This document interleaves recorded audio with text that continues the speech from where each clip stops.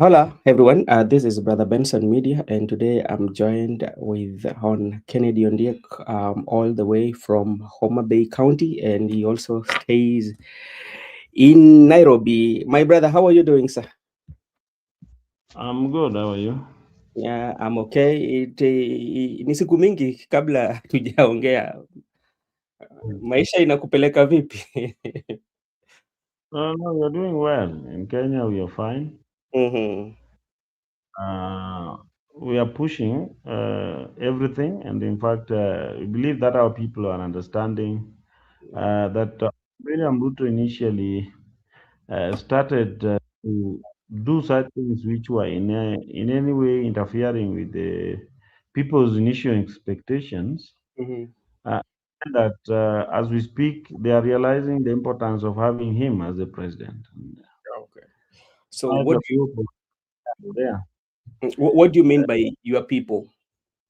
Despite the people of Kenya, despite the fact that there was numerous challenges at the onset of his governance, what you realize that people are currently feeling the importance of him because actually there's a lot of turnaround in our economy and also in the engagement with the people.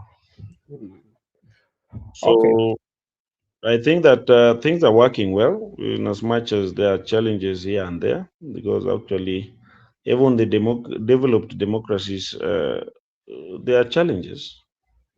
Okay, thank you so much. We'll come to that, and maybe to begin with, on your own perspective, maybe you can paint for us a view of the state of the nation, because you've started by mentioning that maybe if you can paint for us that view, maybe citing various areas that you've seen that the administration of President William Ruto has done well as compared to previous years, and areas that you think he should improve on. Yeah, first of all, when you talk about the state of nation, I believe you are talking about the state of Kenya. How is politics, how is socioeconomics, and how is general governance going on? One, I have to believe we have all to admit from the onset that our economic growth is at a different level compared to the initial when we started. Different things have been changed. Most of the things have been reorganized. And in fact, the general governance structure of the country has been reorganized. Yesterday, we saw the president swearing in 15 Court of Appeal judges, which, according to the statement he read thereafter in his congratulatory a message to the judges, we confirmed that there's a tremendous change in human resource in the judiciary.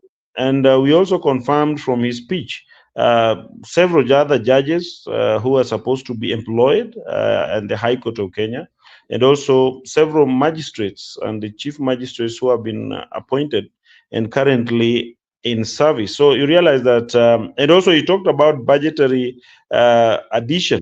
In fact, there was an increase in budgetary allocation to the judiciary. He also talked about strengthening independence of judiciary. So while I saw many people try to complain as to why they were sworn in at the State House and not sworn in at the Supreme Court, basically the appeal judges are usually sworn in at the discretion of the president. Usually the venue is chosen by the president either at the State House or at that appointed place by the president as communicated by the head of civil service. So basically, that government procedure, and no one has powers by any standards to change it. But when other judges will be sworn in, they will be sworn in like the magistrates are sworn in at the discretion of the Chief Justice. So that one is the unique nature of the Court of Appeal judges and also the Supreme Court judges. That is the members of the Supreme Court.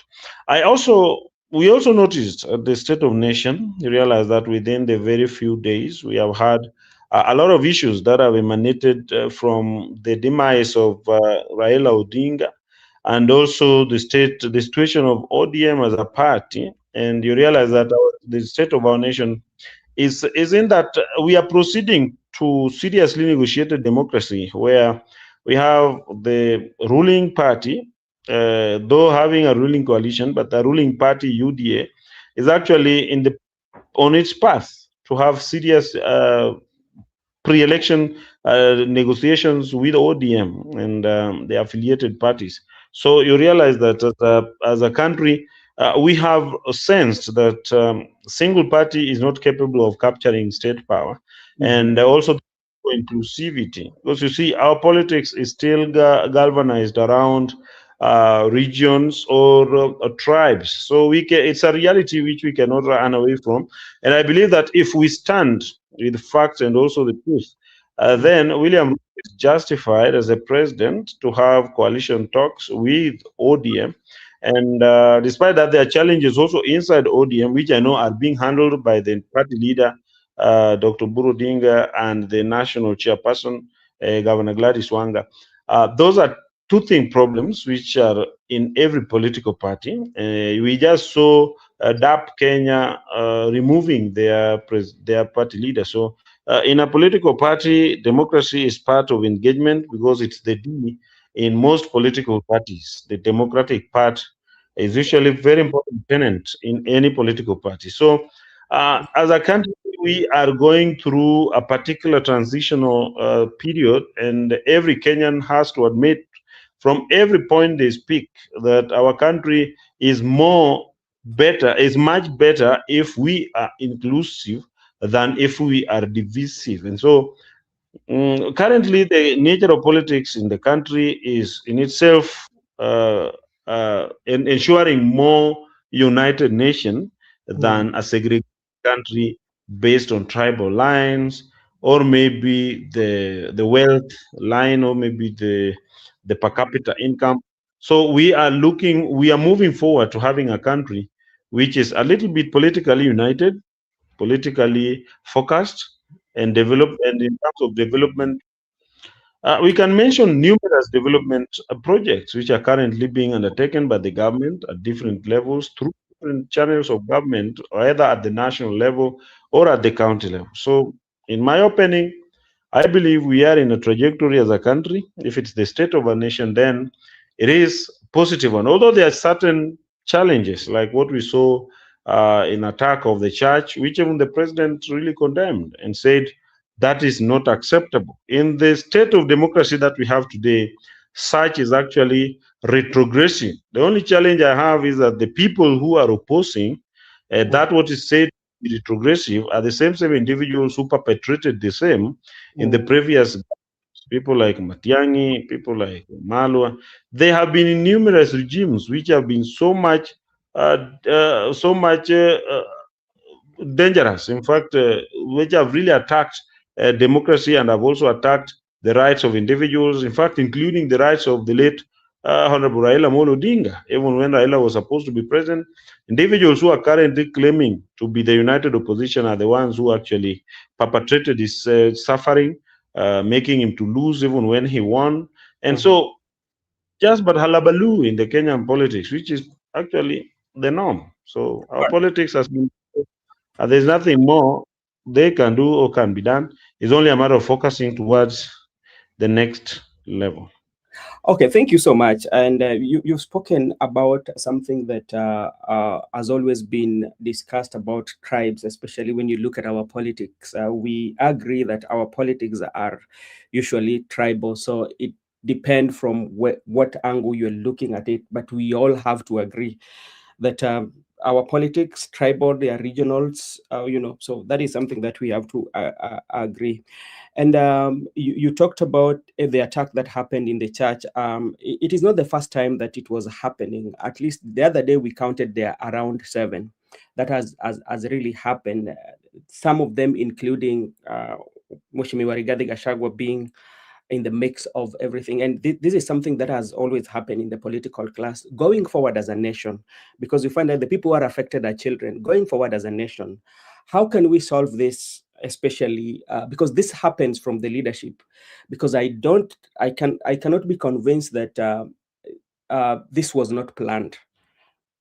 Maybe somebody might have planned this, and at the end of the day, the people who might have planned it are people from that region, and it affects the children. Maybe going forward, how can we do politics without experiencing such? Yeah, we have to look at it in two angles. One, Yeah.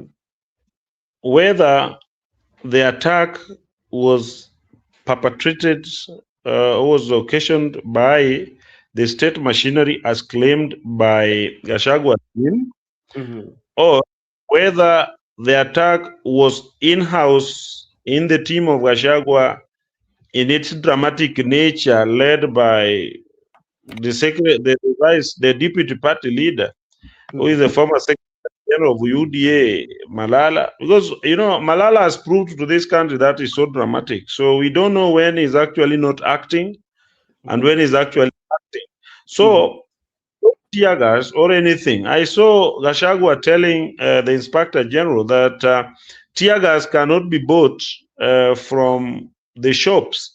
Yet he had protective gear, including headgear uh, and bulletproof vests. So I don't know whether headgear and bulletproof vests are available in kiosks, because uh, if the tear gas was not available in the kiosks, then I'm sure those headgears and chest gears, or maybe chest vests, could not be available in the market. So it means if he could access the headgear and he could access the vests, then probably he could also access the tear gas, because they are things which are usually found together. So because he had them, so the fact that tear gas was lodged in a church where he was in itself, who was to gain? Now let us come to the political possibility. As a student, as a student of political science, dealing Mm-hmm. with emotion, effect of emotion in election, you realize that when that thing happened, Mm-hmm. who is actually standing to gain? When every political activity or every political action is taken, then there must be somebody who is likely to benefit. If these people were in a church and they were attacked using tear gas which was lodged in the church, Mm-hmm. who was actually likely to benefit? Do you think the government, in any wisdom, would lodge those tear gas? Actually, what was the effect of Gashagua's being in that church? Are we in a state where people are not supposed to have other parties or maybe other political discourses? No. Our country is a country which is subject to Article 38, is a free state where each and every individual can associate with any political formation or party, depending on how they want to exercise that freedom. So if some individuals want to exercise that freedom in associating with Gachagua and so attending a church function with them, and the tear gas is lodged, I am very sure that Mm-hmm. from wherever I sit, I am not a security expert, neither am I part of the security team of the state, but Mm-hmm. I am very sure the political position I hold as a political analyst and governance expert, Mm-hmm. you only go and act in a manner that is likely to make you benefit. The government of William Ruto was to enjoy no benefit in attacking those people in the church. Now we look at who was supposed to benefit. It is Gachagua who was trying to play politics of emotions. And he is the one who is likely to have been planning to benefit out of that, so that people can be saying, oh, how can William Ruto and his government attack these people in the church? And because you see, we are having a president who came in the backdrop of allegations that maybe during the post-election violence in 2007, there was an incident which involved persons who were attacked and burnt in the church. So they would wish to bring back such emotions to the people of Kenya through this action, which in itself is not a creation of the state.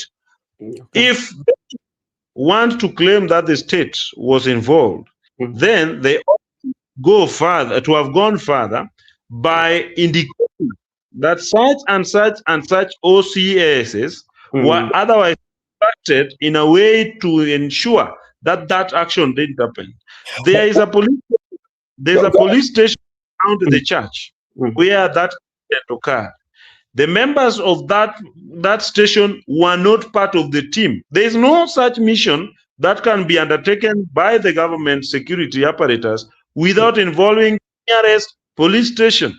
And the data that the members, including the OCS of the nearest police station, wasn't aware of such an incident. And therefore, they were only informed, and so they rushed to offer security. So I mm, can tell you, mm, to a greater in politics, we always look at when someone acts or some action is taken, then we mm. must indicate, or we otherwise have to find out who is the likely beneficiary. In this, I stand guided, I Yeah, stand challenged, yeah. but Mm, look at where the benefit would lie. Would the state benefit politically by attacking people in charge? I'm mhm. very sure. No. And would people who are in charge, together with these people who are attacked, Mhm, benefit through sympathetic understanding of the people by mm, claiming that they attacked them in the church? mhm. They would benefit. So that is the person who has actually deliberately created that act. I am not having authority to make a determination effectively, but my political, which I know you are interviewing me based on my political thinking, Yeah. I stand guided, I stand corrected, but the person who would benefit out of that particular incident is none other than those who attacked in the church, as Oh, no as against the person whom they claim to have attacked them. okay, thank you so much. With us, we are just sharing, but we've seen, as I told you earlier, what happened, especially in Nyeri, is not the first time that we are seeing this. We saw it during the Right Honorable Prime Minister time.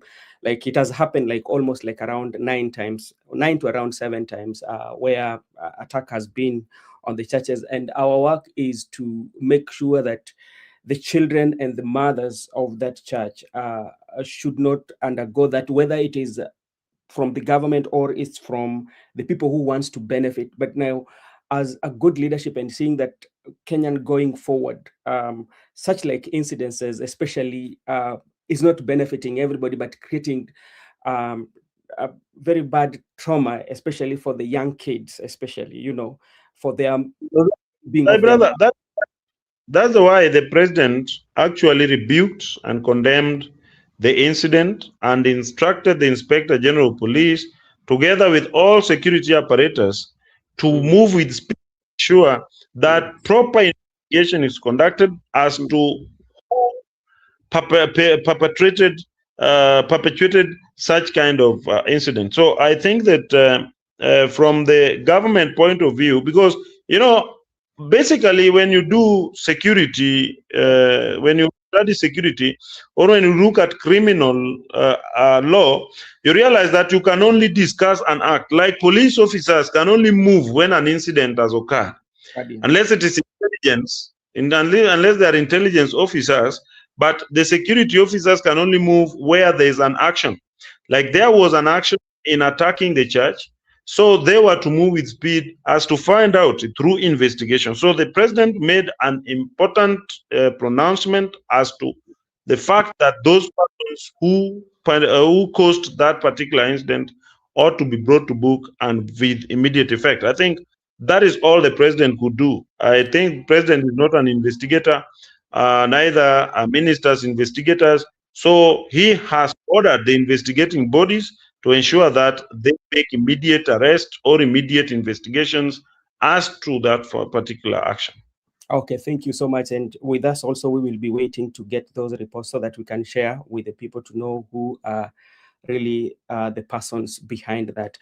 Mheshimiwa, I need to bring you back, especially in your political career, because so many things have happened, especially in your political journey for um, years that I've known you, or the year that we've come. Because like the last when we spoke, you were a member of UDA, and especially coordinating all the events of South Nyanza, which you did very well, and your work was seen because the way you recruited and even how you organized, at least the numbers were swelling during your time as a coordinator. We saw that.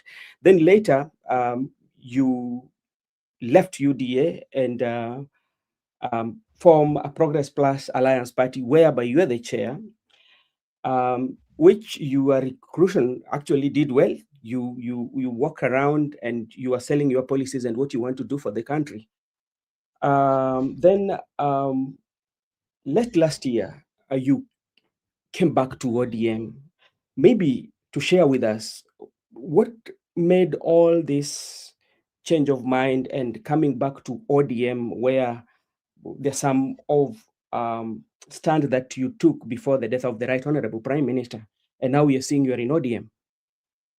Mm, as I indicated, that the constitution that we promulgated in 2010 does provide at Article 38 Yeah. freedom of association. When you talk about freedom, Mhm. freedom, in my understanding of English, is the chance to make personal decision, Mhm. personal action, and personal movements. So when you're free, we say that you are having individual capacity to do anything, like including when you are free to associate with any party or any person, then Mm. it means you have a personal decision at any instant that you really feel so that you can associate with any party or any person.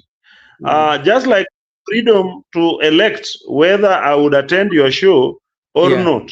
Mm. And that does not make me, I only have my personal reasons as to why I may attend your show or I may not attend your show. And so that one brings me to my political journey. Mm. I told you earlier, and when you were telling me about UDA, or when we were discussing about UDA, I told you that I told you that I chose to join UDA simply because when William Ruto became the president, Mm. he nominated and so appointed one of our own, Dr. Raymond Omolo, to the government. And as a brother and as a villager, it was only prudent that I use my political strength and acumen Mm. to associate with. Mm. And so I did associate with UDA. And I think I was very clear in my mind when I said that the process of democratizing Nyanza has been difficult because we have been so much in a single party. But Mm. that did not in any way indicate or otherwise show that I cannot, by any standards, later or maybe for any time associate with them. Mm. Number two, when I invited most of our people. I was in UDA and that was in government. I was inviting our people that please, for us to get power in future, for us to Mm. get presidential power in future, we must try to associate with the government in place.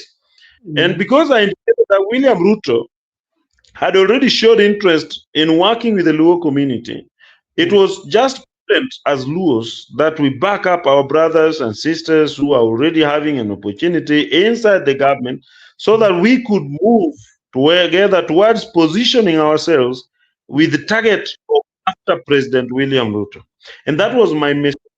And after that, I ensured that our people came to government. And God, by the blessing of God, came the Gen Z movement. So when the reason why I got to form PPA with my brother Arnold Maliva was Mm. because when these individuals of ODM initially came into government, they came with a force of trying to eliminate those who initially there because they had the punishing mentality that they wanted to punish whoever had revolted against them, not knowing that these people they were punishing are the ones who paved the way for them to have an easy entry into William Ruto's government. So that is what made some of us a little to frown. But when we had little understanding, because I had to have consultation with the president, I also had to have consultation with people inside the government. And we said that fine, if these individuals from ODM have agreed to join the government, and our intention as a community is to stand around the current government so that we position ourselves for the future leadership, it was only prudent that we get back to join and work with them so that we move forward. And that is why it was practically only possible to Mm. join ODM because that is the house which actually is ours. So UDA was a borrowed house, but when now our parents and our relatives have joined, then we have to stand with them. So that's why I chose as a political player Mm. that I stand with ODM and I joined ODM. Basically, politics in Kenya, people claim, oh, there's ideology, there's ideology. Basically, there's no ideology in Kenyan politics. It is purely interest. It is purely, and nobody can tell you in Kenya that I am standing in UDA or I'm standing in ODM because I believe in it. Nothing. There is no one who believes in anything in Kenya.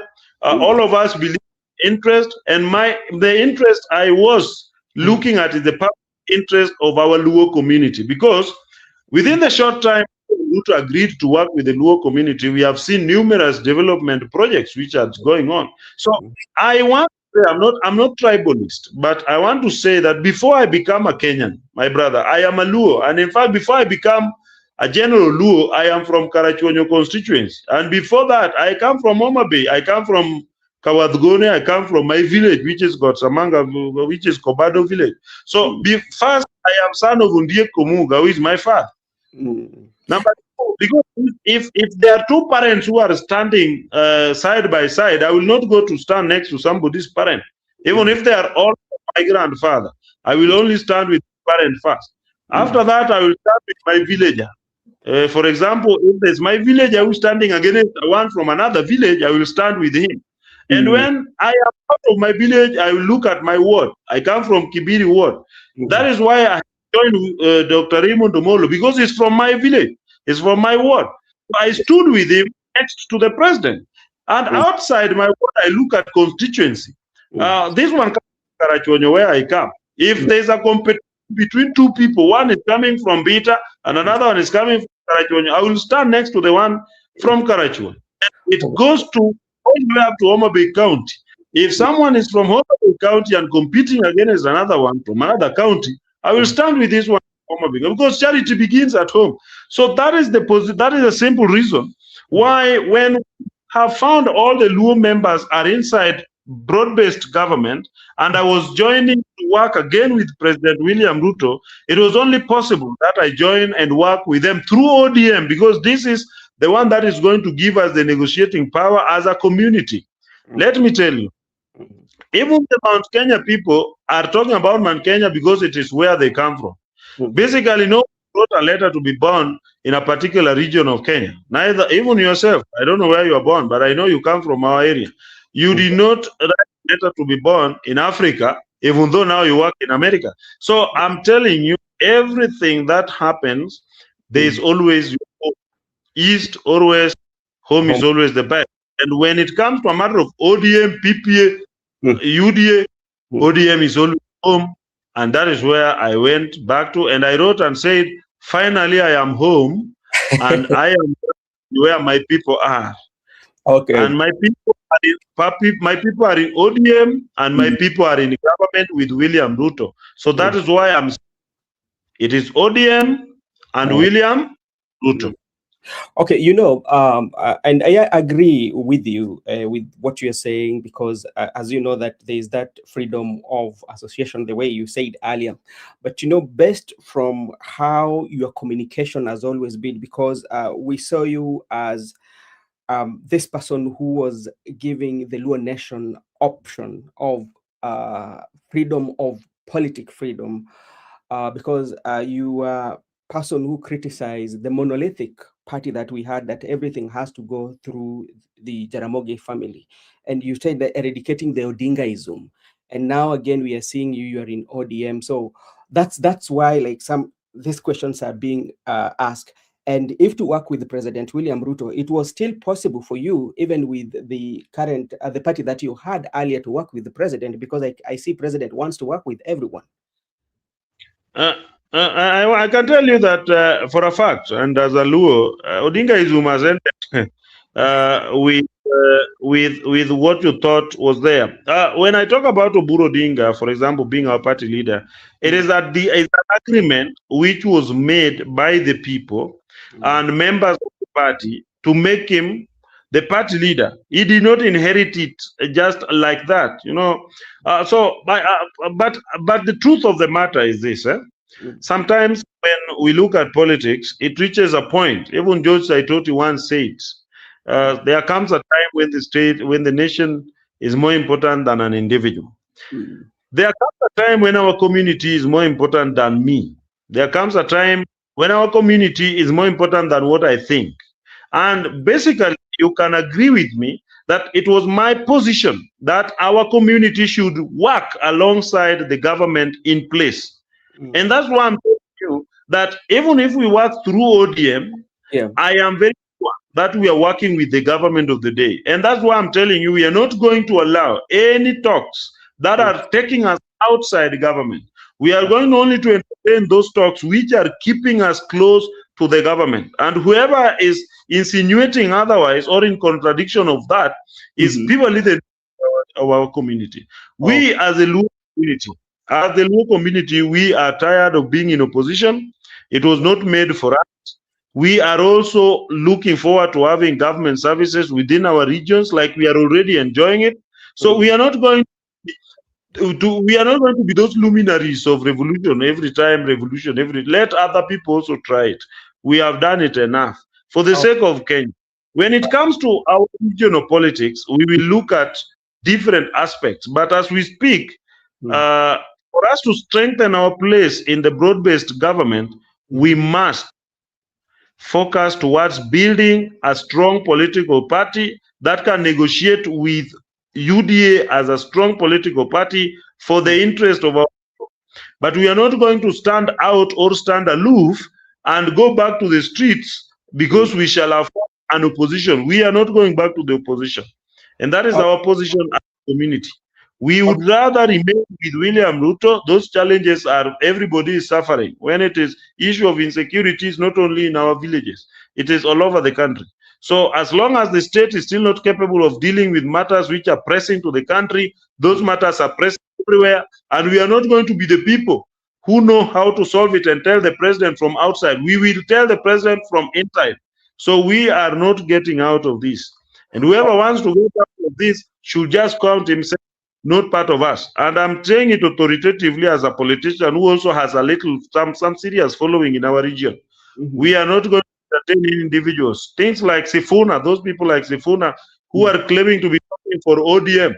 They are talking for ODM, and for me, I'm not talking for ODM. I'm talking in ODM. You Okay. see, I'm talking ODM and saying that if there is another ODM which is not talking the interest of our community, then let each and every ODM split so that those of Sifuna can talk about lawyer interest. Those others, even the coast ODM people had already talked about coast interest. Even us as Luo community Mhm. inside ODM, we are also having our interests as a people. Not that the coast people will say sisi kama watu wa pwani, then the western people sisi kama watu wa magharibi. Mule sisi kama Wajaluo pia, we have the right to demand for our rights inside ODM and inside the government of William Ruto. Okay, but Muesh, we know the main aim of a political party is to form a government, and when you look Yes. at ODM has like quite a good population of voters, around 8 million or more than that. That's ODM has, and right now we are seeing this kind of like wrangles, I would say, uh, of ODM. As you go for negotiation with President William Ruto, why can't you put your house in order so that when you go there as a one unit? The Prime Minister, the late Raila Odinga, told us that there is freedom in democratic environment.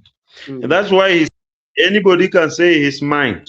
mm, Just like he said, Sefona can speak his mind. But you see, there's a position of the party. mm, So I also want to tell you that ODM may have the millions you are talking about, but has ODM taken mm. the state power? No. No. We are positioning ourselves so that we can capture state power. We are not going to capture state power by keeping on fighting against those who are in power. We have learned it from experience that Raila Odinga had for the whole of his life and Jaramogi had for the whole of his life. You are not going to get into power by fighting non-stop. We are tired of fighting. We are going to relax, position ourselves, and strategize for our rise to the state house. Because basically, my brother, I saw some people saying, oh, when Raila was going to the AUC, oh, now he has gone, oh, who is going to fight for us? Oh, yet, this Raila who has been fighting for them died without being the president. What did they do? So I can tell you that there is something which is called the state capture of government institutions. Mhm.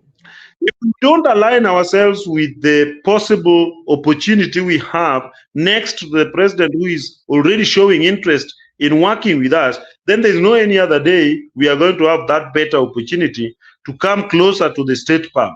And so we must look at how we build our energies and focus our strength next to the president in place so that we can move strongly towards capturing state power. And that's now what brings me to the negotiations that we are having ahead of the formation of the coalition between UD and ODM.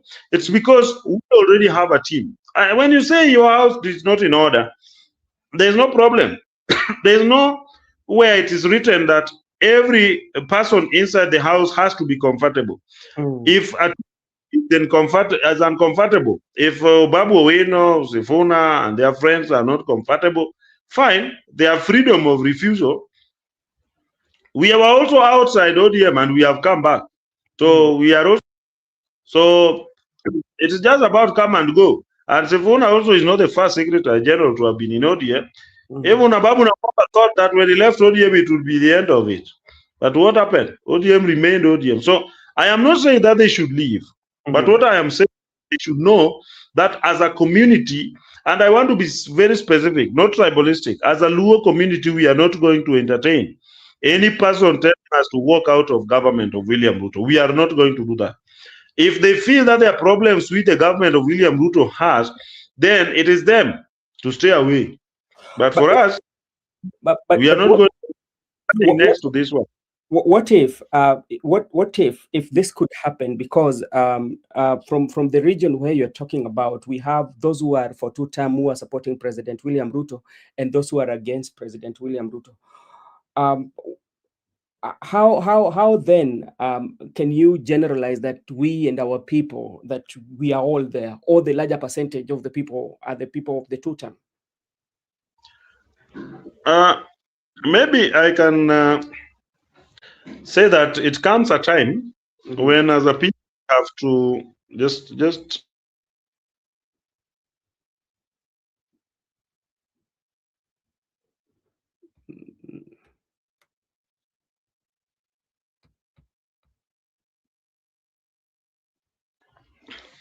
yeah. Sorry for that. Yeah. What I can tell you about the divergence in the opinion. People may have different viewpoints, Mm. and there's also no position that has been officially taken that we are all supposed to support the president. Mm. It is only our duty as those who are supporting the president and supporting the movement to go and talk to them. We can go and talk to them so that they can change their mind, and also they can also rethink their position, because our community has really stayed out of power for so long. And if we continue to behave like if we don't know what has happened, then we have to really reorganize our thinking, because we must all understand that when we are close to government, at least there's a lot that happened to us as a community. Mm. Mm. Okay, okay, thank you so much. And that was, let me come now to Homa Bay County. Of late, you've been very active in Homa Bay County. And I don't know whether you are an employee of the county or you are doing the best interest of your county. And again, as we jump into Homa Bay County, we all know by history that you are one of the biggest critics back then of Her Excellency Nyawangaya. You really criticize that, the leadership that she was offering the people of Homa Bay. You also talked about, there was also a time I saw you talking about the contractors who were not paid. And today we are seeing you having a different tune. So maybe you can clarify for us so that then we can go into the specifics of the Homa Bay County.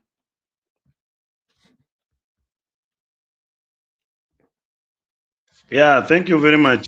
It's a little hot in Nairobi, so I was. Yeah, one, I have to say, on the perspective of the Homa Bay County government, Mm, I come from Homa Bay. I served as a member of County Assembly in Homa Bay, and the truth is that I understand a lot of the running of the county government. And when you look at the county government, there is a budget process.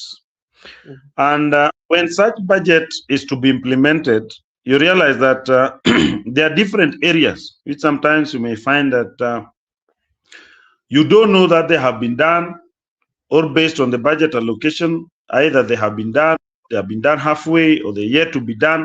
So that time when I was talking about the challenges in the Homa Bay County government, I sometimes relied probably on the Auditor General report. We sometimes relied on the budgetary allocation subject to implementation on the ground. mm, And also, as a political activist, I had a duty to investigate. I told you one time that I'm going to go deeply into investigating what actually is going on, yeah. which I did. Sometimes, when you get to find out about the truth, then you can come out and say it. Yeah. Sometimes, those who didn't know about the elephant, when they were asked, one who touched the trunk said it was very big. One who touched the tail said it was something very thin. And one who touched the leg of the elephant found something looking like a big tree. So each person gave a report as per what they could know. But now this is the report I want to give you today, that based on my evaluation Mm, of the projects which have been undertaken by the county government, mm, there is a fact that is very stubborn, which I want all of us to understand. yeah. One, the county government budget is only a 15% of 100% of the national government. The national government therefore is with 85%. Those days I used to tell you that county government is doing big projects in the county. Yet, when you look deeply, you realize that the 15% of the county government, Mm, 55% of which is recurrent, and mm, only 45 remains for recurrent. Sometimes it goes even to 65%. You realize that the county has 40 wards. For example, when you come to Homa Bay, it has got 40 wards. Each and every one of these wards need services, and also they need capital investment in terms of roads, water infrastructure, health infrastructure, and many others, depending on the 10 departments of the county government. yeah. These ones include payment to salaries. It means personal emoluments. It also includes very many other expenditures, including entertainment of different parts, as well as local T and T. So you realize that only 35% remains for development. And this has to be distributed in the 40 ward. So you find that a county government can only spend, for example, in a borehole, 3 million, 2 million, 4 million. Like, for example, in I classes, which are currently being undertaken by the county government in the 40 wards, they could spend 1 to 2 million in an I classroom, because that is what the county government can afford. So when comparison was being made as to that Homa Bay County, it is only national government which is working, Yeah. we could list what has been done by the national government, but as against the national budget, which is 85%. So that is now why I came to realize that sometimes, even if I was the governor, Yeah. it would be difficult to tell anyone that you can take 500 million and invest in one project like the national government can invest, because national government has a lot of money compared to the government. So if you look at, for example, the PIA in Homa Bay, Yeah. if you look at the amount that has been spent on it, that amount you cannot, as a county government, spend. If the county government is the one which was to build the PIA, they could not build the PIA, because that would consume the whole financial year development budget. Yeah. So it became clear to some of us that national government expenditure rate compared to county government expenditure rate are incomparable. And anyone who is struggling to compare what county government is doing vis-a-vis what the county government is doing is simply not remembering that 85% cannot be compared to 15%. Okay. I I agree. Okay, go ahead. find I came and said, from what I have seen Gladys Wanga has done in Homa Bay County, Mm, together with what is planned, which is currently being undertaken, yeah. I can confirm Mhm, that what has been done in Homa Bay County is enough to justify the fact that I should support Gladys Wanga for her election and not oppose her, because sometimes, even if it were you, you mhm, would want the same favor that we have to do to govern. So that is the position. It's not that I have changed my position so much. It's only that I and went and looked at facts. I realized that these facts, some of them are not true. Some of them were just fallacies also, because I took my time. If you look at my Facebook timeline, yeah. the other day, I went with a team called Aumanya Goro, a Mhm, team that we visited Kandiege Level 4 Hostel, a mhm, place where I've been told several times that there are no drugs, the services are very poor. But when I reached there personally, and in that video, I saw drugs. I saw large number of drugs. They only told me that malaria drugs may not be there because they are specialized drugs. But mm, the normal basic drugs were available. And they could give me the record of how they have been dispatching these drugs. The only problem is that when our people go to the hospital, they are told, oh, maybe you're suffering from this kind of illness, which is specialized, and they cannot offer medication for that. So you must go and source it elsewhere. It is like they feel it mm. should be case. So like So when you get such like challenges, because right now you can reach Nyawangaya very easily. Now when you bring kind of the specialized treatment or some of those drugs, what action maybe she will be taking or what action she has taken, that is one. Then secondly, also because you are very I did not get that. I'm saying you I did not get that part. what you found from your Facebook timeline, because I was watching where you went and found these drugs and the people are complaining that they're not getting drugs. When this message reached the governor, what action did Her Excellency take, especially to make sure that these drugs reaches the people of Homa Bay? I don't know what has happened to our sound.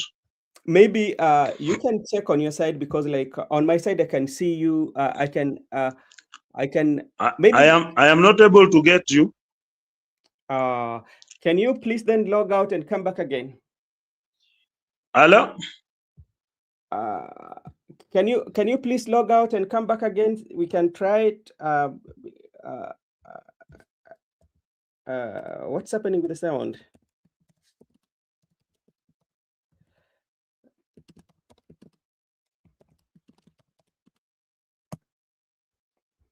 Hello, you cannot still get me?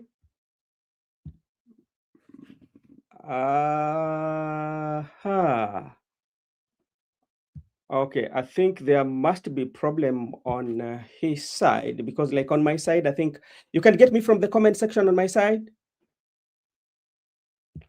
We I think he will come and log again. I don't know what's happening. Maybe on his side.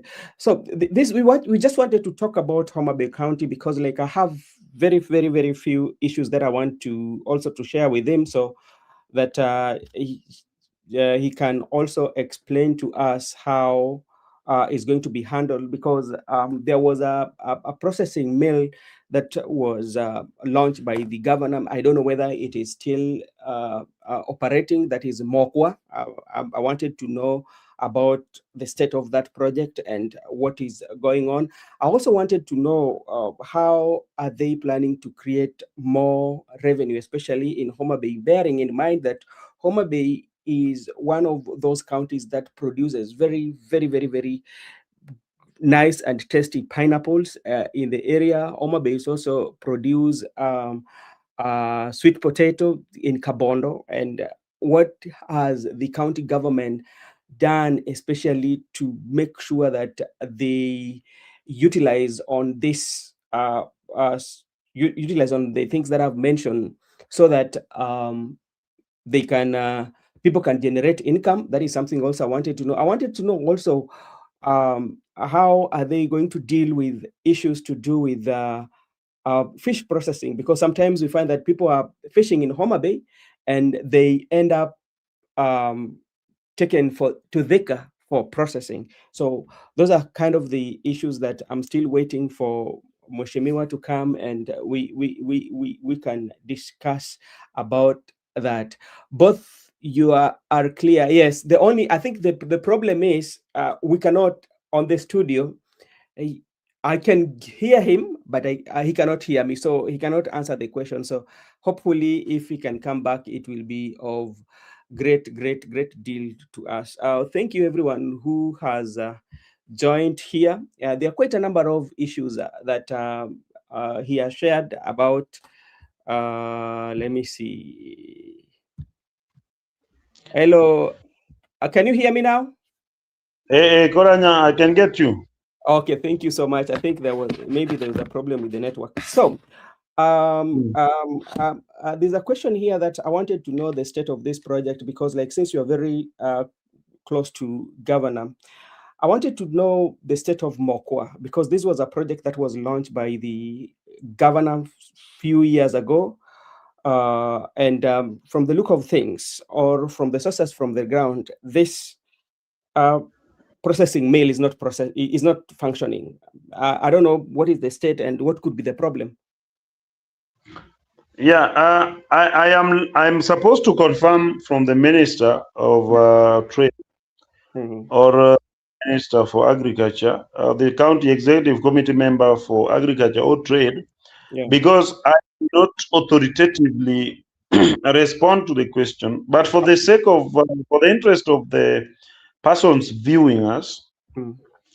I can give my personal understanding, because I come from Homa Bay County, and even if I was to be the governor, this would be the position. One, that one is a concept which was developed, Okay. and when it was developed, there were other factors which I think, from my personal view, were slightly overlooked, Okay. and that those are the technical reasons which, even if I will be answered by the CEC for Agriculture or Trade, Mm. uh, and as a businessman, apart from politics, I do business.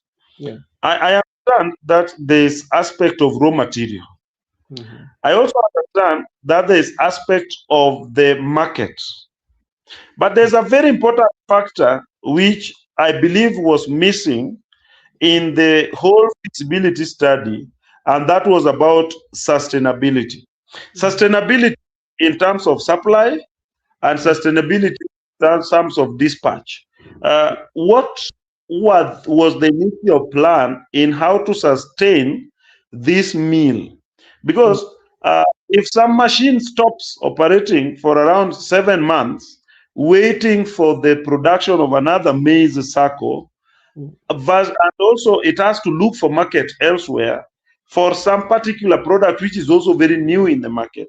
So that particular sustenance level was actually not maybe researched, because that is what has caused the current situation Mm. in Mokwa. And any consultant who would wish to advise the county government or is researching on behalf of the public would actually be asking himself, what was the initial plan for Mm. sustaining meal now that it is in isolated area where maize is only produced once in a year? Mm. So when production is only once in a year, we have employees.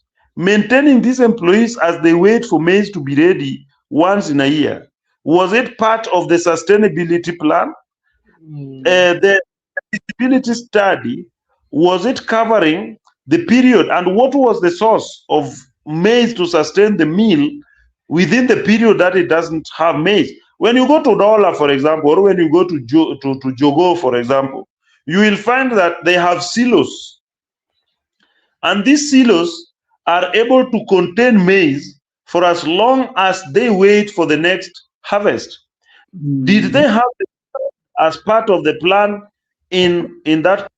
So Governor Gladys Wanga only inherited some facility which was already messed at the feasibility stage Okay. and was on with it because it is something where the government had invested money, yet there are some teething challenges which are glaring in that particular project. So we should go back to the study, go back to the feasibility study, go back to the concept paper, go back to the analysis as to the sustainability, go to environmental analysis, because you cannot talk about a mill that you wanted to run a whole year and you don't have a reservoir. You're only having harvest, which is done once. If you go to that place, we have only a store.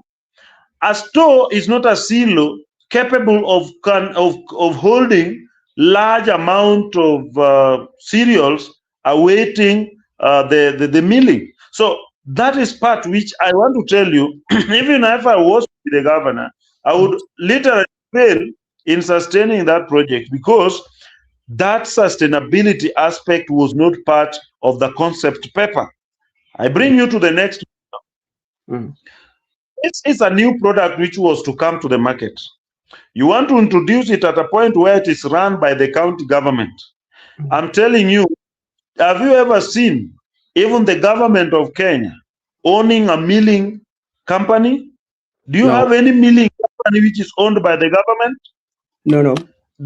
The project should have had a phase where the government launches it and gives it to a private person to run it.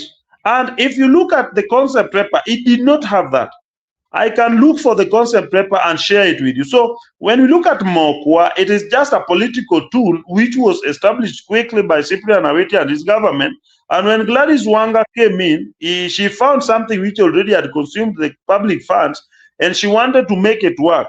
But I can tell you that that thing is not sustainable because sustainability is not part of the concept. It did not form part of the feasibility study. Oh, So okay. that is what I can tell you. Okay, thank you. But for the real facts, I can confirm with the county executive committee member for trade and county executive committee member for agriculture so that we find out what actually is the other parts. But from my economic point of view and from my business angle, I know the government cannot run such a mill. That mill must have other sources of raw materials, even as they wait for the local maize to be harvested. Okay, thank you so much. And I'm still at the trade and agriculture. Maybe if you also will relay this, because this is something that an issue that we've always discussed, me and you, because like when we go home, we pass via Olare. We know very well that Olare in Homa Bay is producing one of the best pineapples, especially in the country. And we've been asking ourselves that why is it that we've not gotten an investor or anybody to come and at least build for us a processing company where can build can construct this pineapple juice so that one can create employment. That is one of them. We have Kabondo that produces sweet potato. And this one shows how Homa Bay is a county with great potential, and we are not seeing this being utilized and even to create value added, especially in the people around with their plans. Yeah, you know, Homa Bay County conducted investment conference where those opportunities were floated to investors. And in my view, basically, you cannot force investors to come. You can only woo them. You can only tell them how good the opportunities we have are, and they were really informed. The governor, together with the government, conducted one of the best investment conferences ever. And there were so many investors, but at the end, investors have not come. So we cannot force the government to go and pull the investors from wherever they are to come and invest in our pineapple.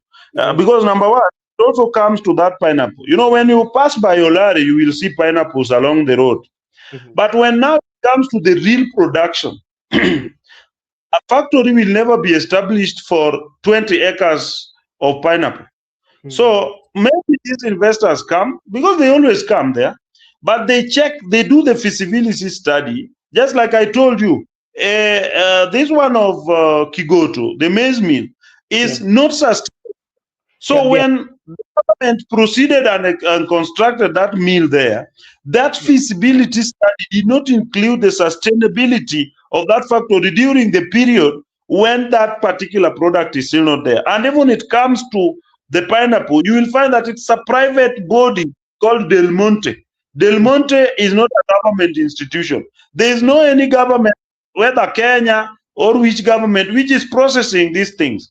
I saw some like Makueni tried it with mangoes, but it's because mangoes is the largest. There are so many mango trees in Makueni County, and if you look at mango again in Elgeyo Marakwet, but look at the pineapple in Homa Bay. It is in a small area in Kochia and slight part of Kaga.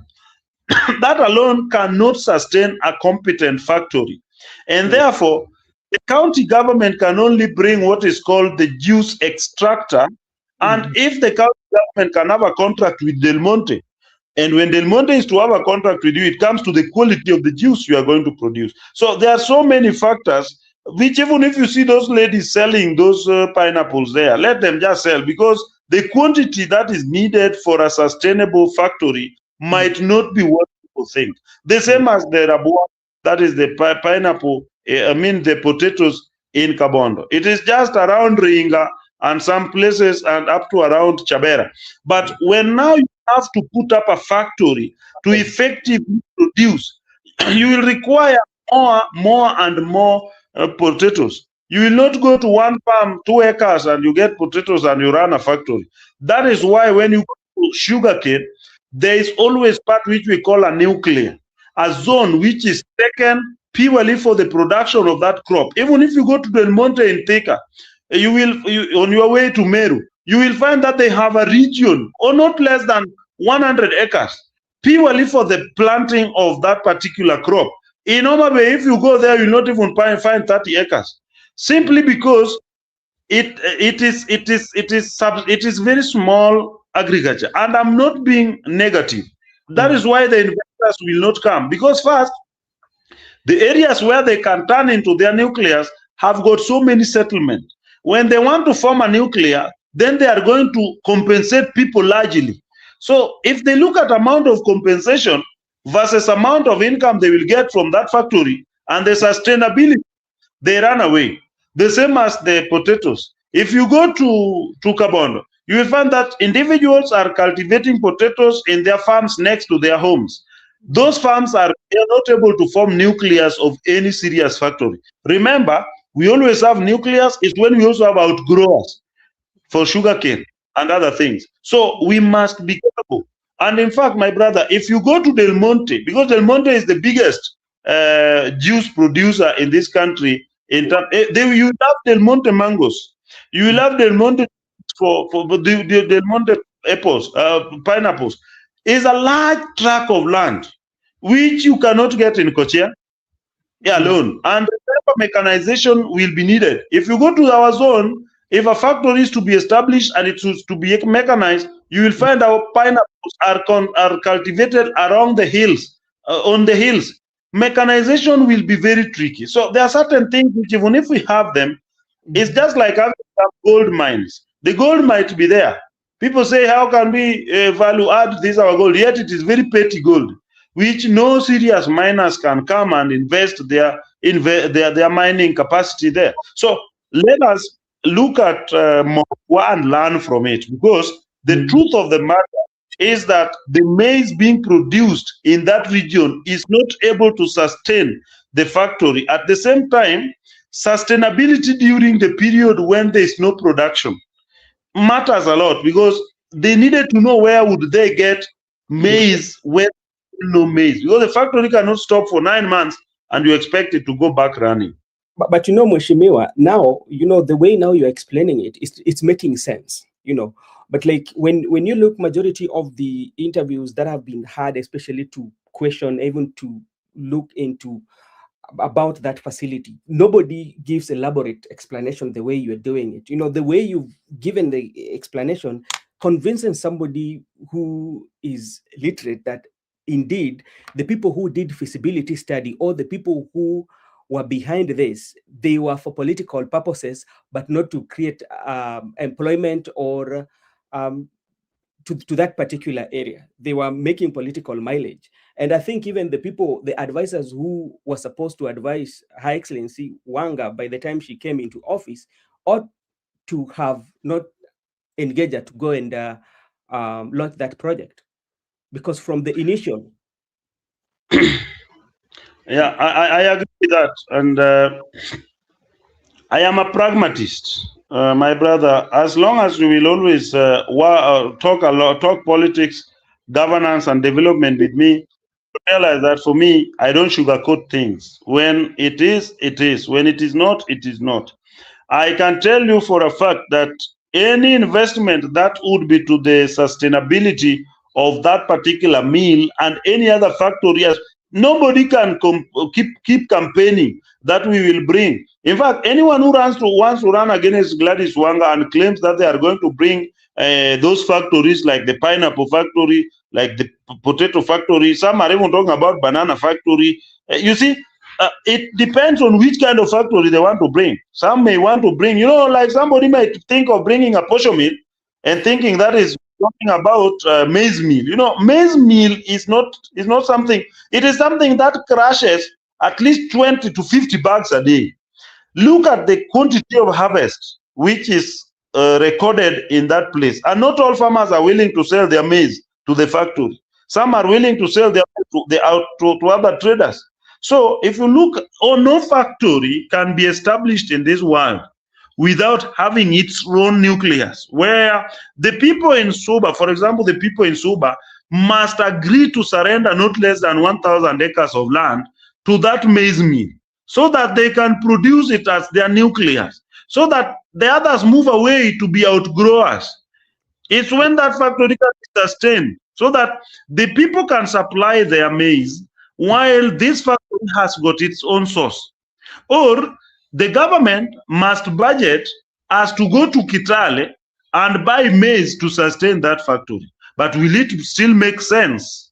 If the maize will start coming into that place, people will again say, oh, wanaleta mahindi from nowhere. So that is the politics where sometimes for me I look at interest of the public and private interest coming and interfering with the possible development opportunities.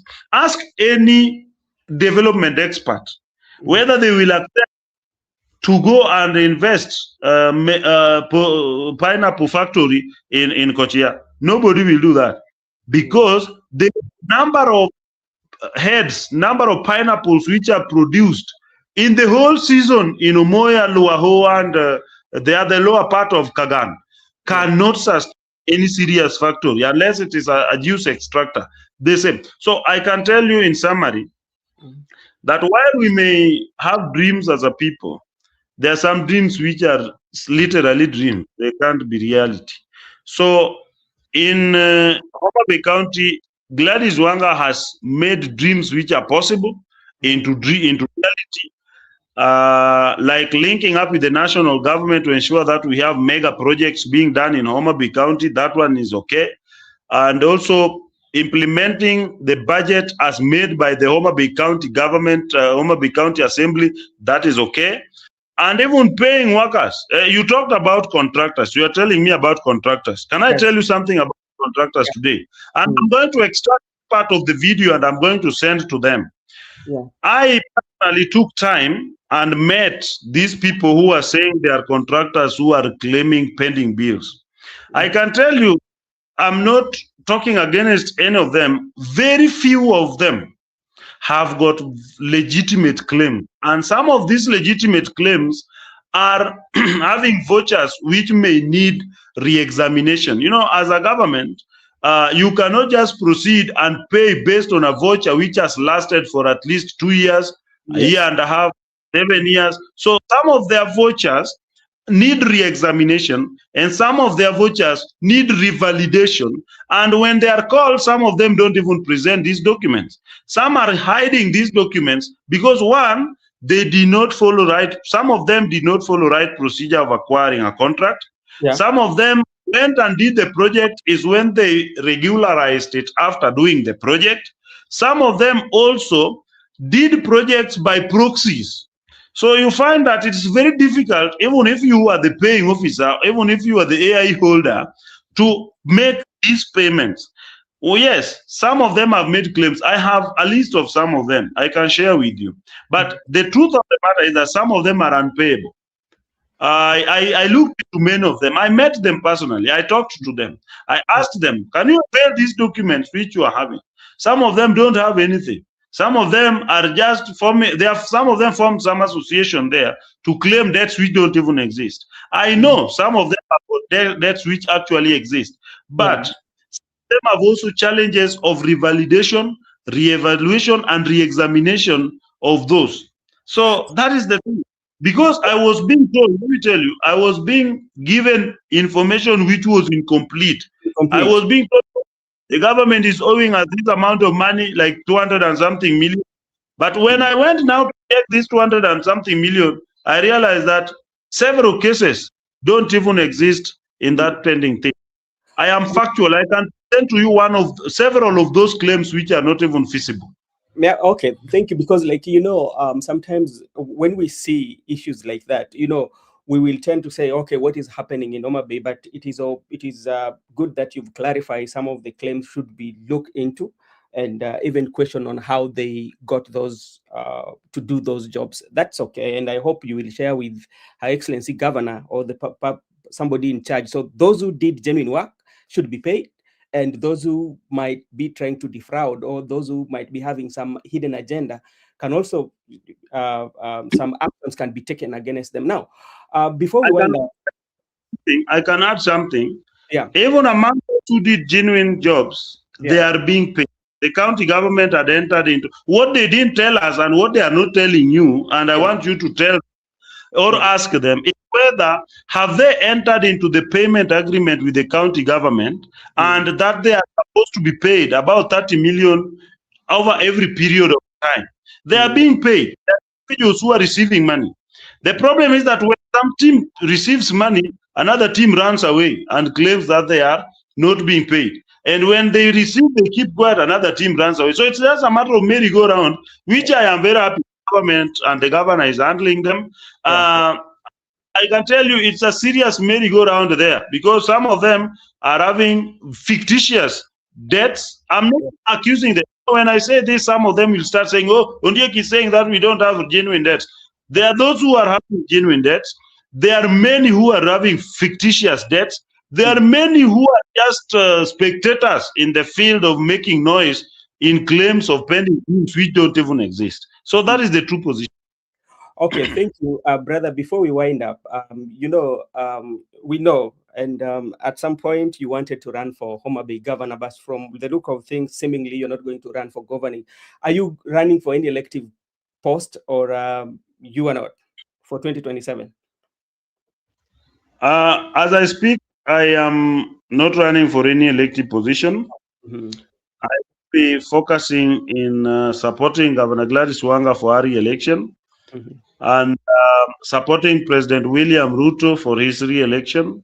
Mm-hmm. Not every time you have to be in active politics. I have been in active politics. Sometimes you have to take a back seat, but in the process, you'll be part of the game. You're not supposed to run away or maybe leave the journey. I am part of the journey. Gladys Wanga will be. We are also building our platform through our brothers and sisters. At the correct time, we may, or I may run for governor or someone else, or maybe one of our team members will run for governor, but the position is simple. Uh, Gladys Wanga has done what is worth commendation, and based on sites which I went and looked into, the last time I talked to you, I was having data which was actually not filtered. Some of them were very wrong, some of them were terribly misleading. And from what I have experienced and what I'm seeing, if someone is out to challenge Gladys Wanga, then they might challenge her on other things, but not on delivery of projects. Because I can tell you, as I speak today, yesterday she concluded desilting of a serious dam in the place I come from, that is Oboro Dam, is Yeah, but and it is to the best standard. As we speak today, The grader is working on another one, which is called Kaminolwanyo Dam, to ensure that our people have water. And after that, they will be desilting another one. In fact, they will be digging a dam, which is Kobondo Dam, to ensure our people in West Karachuonyo having water projects. So Gladys is doing what actually I would have wanted to do if I would be governor. So I think it's not reasonable enough to interfere, or maybe to just shout after knowing the truth. By the way, when I realized the truth about the contractors, and when I realized the truth about the budgetary constraints and the allocations and what is possible within the county government structures, some people are just talking. I have seen people like Odowi, they were just talking, but I'm telling you the truth. That thing is not possible as some people think. It is not theoretical. When you go to practice, Gladys has tried more than any person can do. In fact, she has done more than even what Cyprian Awiti did in 10 years. And I supported Cyprian Awiti. I was a right-hand man of Cyprian Awiti. But if I compare what Gladys Wanga is now doing versus what Cyprian Awiti did, I'm not blaming Cyprian Awiti, but I'm only saying that what she has done is far much better than what Awiti did in 10 years. Although Awiti took a lot of time in putting up structures, but what Gladys has done in mobilizing resources, ensuring budget consumption or budget utilization, and also community mobilization into different activities. I think whoever wants to run against Gladys should be prepared to get 2%. That is the possibility. In fact, if that person would get 3%, then it would be a different story. But as we speak, that is. Okay, my brother, to us, we want to thank you, and also to say thank you for creating your time to have a conversation with us in matters of Homa Bay and the nation and the Luo nation. And also you can extend our greetings to the county government of Homa Bay. We will be soon visiting them and to confirm all that you're saying, because like when we come, we will come to all these places so that we can confirm that everything that you are saying here are the true finding. I've seen you've posted the photos and you are there. Personally, I can see on your Facebook timeline when the grader and all that Oboro, I was just saying it, you were there personally, and we hope it's going to be completed. It's not like only grader is there for only today, then the following day hakuna grader, tunangoja ikuje, tutakuja kuangalia hayo. As you have said, I was personally there. Oboro is fully done. Yeah, okay. Ndakuja na nihakikishe. And Kaminyolo, even tomorrow I will post. We'll be officially launching the desilting of Kaminolwanyo. Although the grader is already working, but we'll do our official launch tomorrow at around 11 a.m. And then after that, we are going to other dams. Because what our people need now more than anything is not even a road, is a dam for water. Okay, thank you so much. And maybe your last remarks.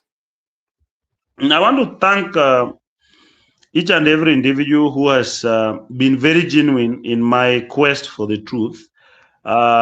Initially, from outside, I used to receive facts which were actually imbalanced. I want to thank, there are individuals, when I thank them like this, they know what actually came out to be the truth.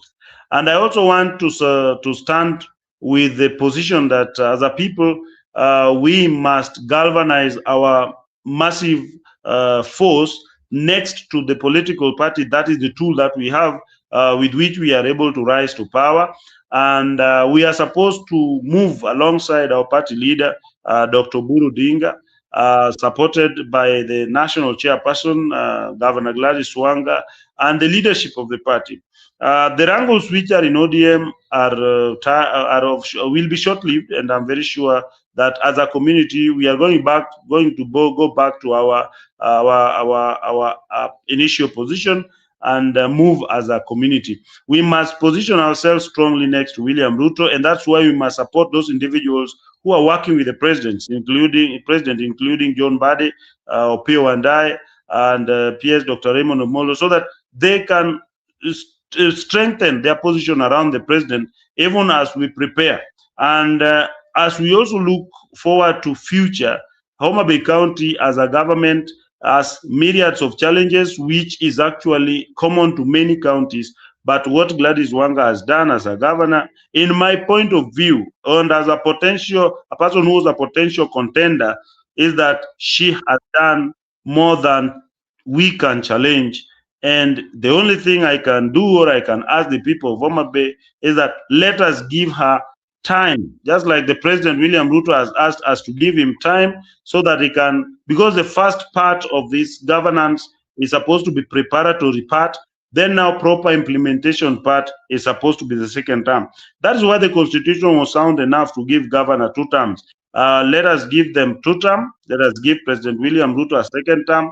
Let us give Governor Gladys Wanga a second term, so that each and every one of them can have opportunity to deliver to the mandate that the constitution has given unto them at the right time. If we want to get to a change, then we'll reorganize our governance, but after 2032. Thank you.